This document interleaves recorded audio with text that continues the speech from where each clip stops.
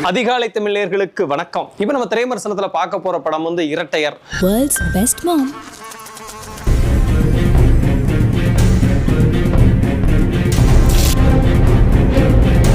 சுப்பிரமணிய சிவா வந்து ஒரு கொடைக்கானல் மாதிரி ஒரு பகுதியில் உட்காந்து ஒரு அறையில் உட்காந்து ஒருத்தர் ஃபோன் பேசுறாரு. கட் பண்ணா அந்த ஃபோன் யாருக்கு வருதுன்னா அபிநயா, நம்ம நடிகை அபிநயா, நாடோடிகள் அபிநயா இருக்காங்க இல்லையா, அவங்களோட ஹஸ்பண்டுக்கு வருது. அபிநயா கார் ஓட்டிட்டு இருக்காங்க, ஹஸ்பண்ட் பக்கத்தில் உட்காந்துருக்காரு.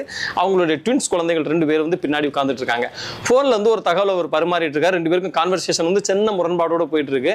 அந்த நேரத்தில் டக்குன்னு கார் ஆக்சிடென்ட் ஆயிருது, ஒரு பெரிய விபத்து நேர்ந்துருது. இவங்க 4 பேருமே பயங்கரமா காயப்பட்டிருந்தாங்க. அதுல அபிநயோட கணவர் இறந்துடுறாரு. அந்த 2 குழந்தைகள் அபிநயா இவங்க மட்டும் உயிர் பிழைக்கிறாங்க. அபிநயாவுக்கு தலையில பயங்கரமா அடிபட்டிருக்கு. இப்ப இதுக்கு அடுத்ததான் முக்கியமான ட்விஸ்ட் வருது. என்னன்னா, அந்த 2 குழந்தைகள் மேல பாசம் காட்டக்கூடிய ஒரு தாயாக இருந்த அபிநயா இந்த விபத்துக்கு பிறகு அந்த 2 குழந்தைகள் மேல பயங்கரமான கடுமையான வன்மத்தை காட்டுறாங்க, அடிக்கிறாங்க, பல்லு தேக்கலங்காண்டி பல்ல பிடுங்க போறாங்க. இப்படியான கொடுமைகள்லாம் பண்ணும்போது அந்த 2 குழந்தைகளுக்கு என்ன தோணிருதுன்னா, இவங்க நம்மளோட அம்மாவே இல்ல, ஏதோ பிளாஸ்டிக் சர்ஜரிலாம் பண்ணி வேற ஒரு ஆள் தான் நம்மளோட அம்மாவை வந்துடுச்சு அப்படின்னு சொல்லி இந்த குழந்தைங்க 2 திட்டம் போட்டு அந்த அம்மாவை என்ன பண்ணலாம் அப்படின்ற மாதிரி யோசிக்கிறாங்க. இதுக்கு அடுத்து என்னெல்லாம் நடந்துச்சு, என்னென்ன எதிர்பாராத திருப்பங்கள்லாம் வந்தது அப்படின்றதான் இந்த இரட்டையர் படத்தின் மீதி திரைக்கதை. அதாவது நடிக்கிறதுல 2 பேருக்கு தான் போட்டி அப்படின்னு சொல்ற மாதிரி இந்த 2 குழந்தைகளுக்கும் அபிநயாவுக்கு தான் போட்டி அப்படின்னு நம்ம சொல்லலாம். இப்போ கதையின் நாயகி அபிநயாக இருந்தா கூட கதையின் நாயகிகளா அந்த 2 குழந்தைகள் தான் இருக்கு. அனுசிதா ஒன்று, அனுமிதா ஒன்று. இவங்க 2 பேரும், இவங்க 2 குழந்தைகளுடைய நடிப்பும் அவ்வளோ அட்ராக்ஷனாக இருந்துச்சு. ஒரு சில இடத்துல அந்த ஒரு குழந்தையோட நடிப்பு வந்து இது நம்ம அம்மா இல்லடின்னு சொல்லி வேற ஒரு ஆளுக்கு இந்த விஷயத்தை கன்வே பண்றதுக்காக அவங்க முயற்சி எடுக்கும்போது அந்த ஒரு குழந்தை வந்து பயங்கரமான பெர்ஃபார்மன்ஸ் பண்ணிருந்துச்சு. அபிநயா அந்த கதைக்கு என்ன தேவையோ அந்த நடிப்பை அளவு மீறாம அழகா கொடுத்துருந்தாங்க.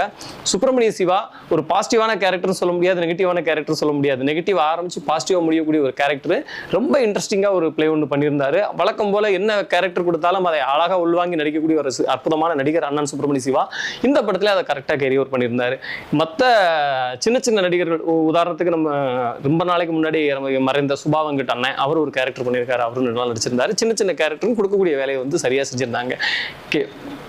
ஜிகேவி தான் மியூசிக் டைரக்டர். அவருடைய ஒளிப்பதிவு வந்து அவருடைய இசை வந்து ஒரு சில இடத்துல கொஞ்சம் எமோட் பண்ணிக்கிட்டே இருந்துச்சு. இது ஒரு சைக்காலஜிக்கல் த்ரில்லர். அந்த படம் ஒரு உளவியல் ரீதியாக சில டிராவல்லாம் திரைக்கதைகள் இருக்கு, அதை உணர்ந்து ஒரு நல்ல இசையை கொடுத்துருக்காரு. முகமது அமீன் அவர் தான் சினிமாட்டோகிராஃபி. கொடுக்கப்பட்ட பட்ஜெட்ல கிடைத்த லைட்டிங்கை வச்சு என்னென்ன சிறப்பாக செய்ய முடியுமோ அதெல்லாம் செஞ்சிருக்காரு. ஏன்னா ஒரு சின்ன படம் இது, அதை உணர்ந்து அதே நேரத்தில் நம்மளுக்கு விஷுவலா நம்மளுக்கு போர் அடிக்காத வகையில் ஒரு சினிமாட்டோகிராஃபியை நம்ம நேர்த்தியாக கொடுத்திருந்தாரு. எனக்கு ஆச்சரியப்பட வைத்தது இந்த படத்துடைய இயக்குனர் ஜெகதீஷ் தான். ஏன்னா அவருடைய அந்த ரைட்டிங்ல வந்து அவ்வளவு ஸ்ட்ரென்த் இருந்துச்சு. முக்கியமா ஒரு விஷயத்துல ரொம்ப பிரில்லியண்டான வேலை பார்த்திருக்காரு. என்னன்னா, இது வந்து ஸ்டார் கேட்டகரி படம் இல்ல, ஸ்டார் காஸ்டிங் யாரும் நமக்கு கிடைக்கல, சின்ன கதை, சின்ன ஆட்களை வச்சுதான் நம்ம பண்றோம். அப்போ நம்ம இதோட நீளத்தை புரிஞ்சுக்கணும் அப்படின்னு சொல்லி மொத்தத்துல 1.5 மணி நேரத்துக்குள்ள அந்த கதையை அழகா ஸ்கிரிப்டா பண்ணிருக்காரு. முக்கியமா கிளைமேக்ஸ் முன்னாடி வரக்கூடிய ஒரு ட்விஸ்ட் வந்து நிச்சயமா யாருமே எதிர்பார்க்க முடியாது, அந்த அளவுக்கு ஒரு அற்புதமான ட்விஸ்ட் வச்சிருந்தாங்க. இரட்டையர் அப்படின்னு தலைப்பு வைத்ததுக்கு மிக பொருத்தமான திரைக்கதையும் கதையும் அவர் தேர்ந்தெடுத்ததுக்காக அவரை பாராட்டலாம். ரொம்ப குட்டியோண்டு சின்ன குறைகள் இருக்கும் சிறிய படங்களுக்கு ஏற்ற மாதிரி. இந்த குறைகள்லாம் மறந்து நீங்க தியேட்டருக்கு போனீங்கன்னா நிச்சயமா உங்களுக்கு சில சர்ப்ரைஸ் காத்திருக்கும். நன்றி, வணக்கம்.